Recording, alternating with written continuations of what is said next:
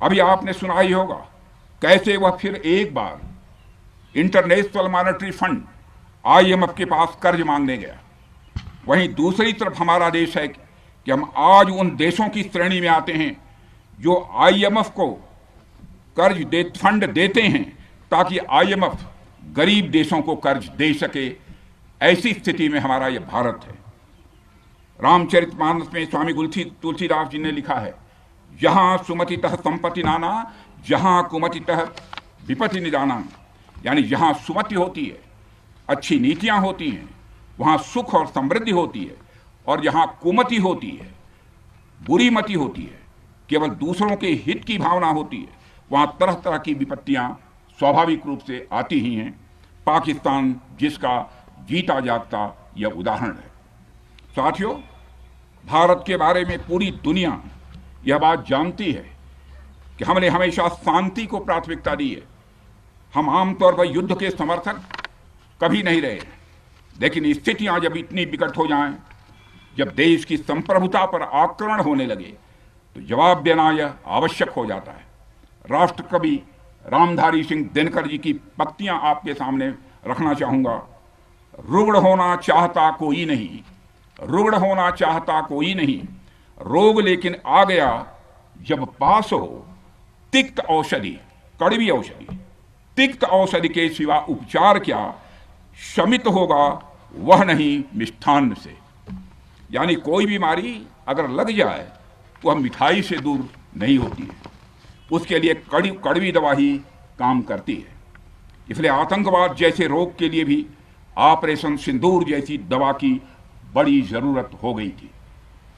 साथियों, पूरे देश में हमारी सेनाओं को और हमारे सैनिकों को एक सम्मान की दृष्टि से देखा जाता है।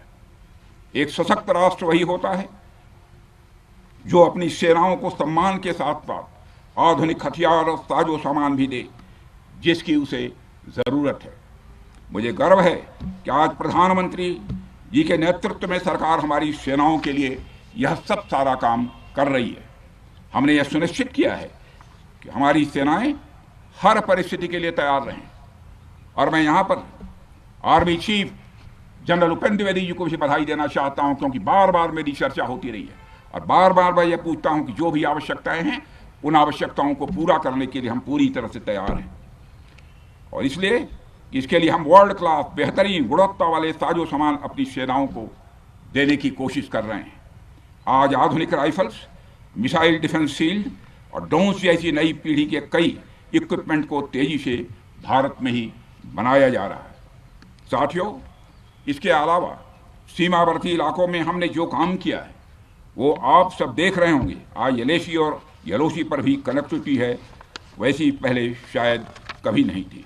हमने हर स्तर पर यह दिखाया है कि हमारी सरकार केवल युद्ध भूमि पर ही नहीं बल्कि व्यक्तिगत रूप से और पारिवारिक रूप के साथ अपने सेना के जवानों के साथ खड़ी है। साथियों, अंत में एक बार फिर आप सभी को आपके शौर्य और पराक्रम के लिए हृदय से हार्दिक बधाई देता हूं। मैं आपको यह आश्वासन देता हूं कि हमारे प्रधानमंत्री जी के नेतृत्व में देश की सरकार और देश की जनता हर कदम पर, हर स्थिति में आपके साथ कंधे से कंधा मिलाकर खड़ी है।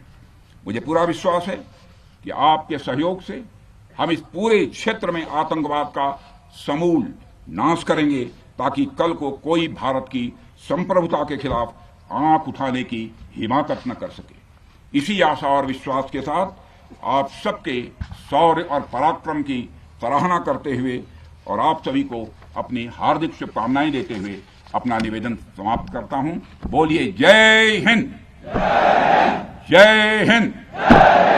यहाँ का घोष वाक्य क्या है? इस भारत माता की जय है।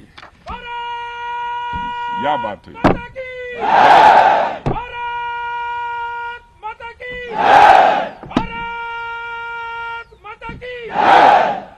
बहुत अच्छी।